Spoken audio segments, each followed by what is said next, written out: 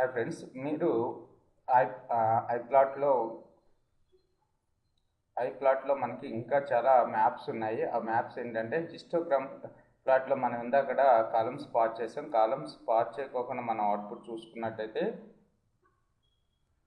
So ఈ విధంగా మనకి హిస్టోగ్రామ్ ప్లాట్ అనేది డిస్ప్లే అవుతూ ఉంటుంది. ఇక్కడ మనం కంపేర్ చేసుకోవచ్చు.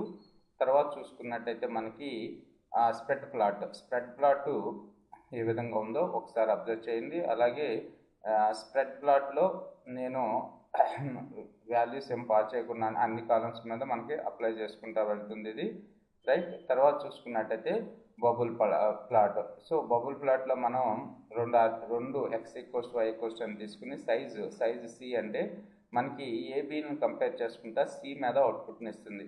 అంటే ఇవన్నీ కూడా మనం రియల్ టైం డేటా మీద వర్కౌట్ చేసుకున్నప్పుడు, అంటే ఫైనాన్షియల్ డేటా కానీ లేకపోతే స్టాక్ మార్కెట్ ఎక్స్చేంజ్కి సంబంధించిన డేటా కానీ, అప్పుడు మనకి క్లియర్ కట్గా ఐడియా వస్తుంది.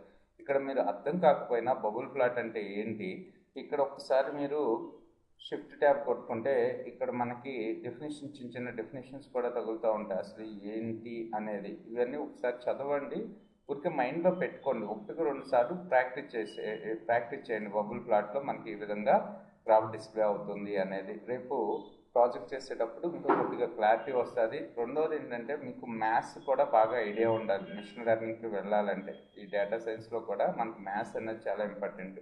ఈ మ్యాథ్స్లో మనకి ఏమేమి కాన్సెప్ట్స్ అవసరం అవుతాయి అవన్నీ కూడా నేను సపరేట్ సెషన్స్ కింద పెడతాను. Thanks for watching this video.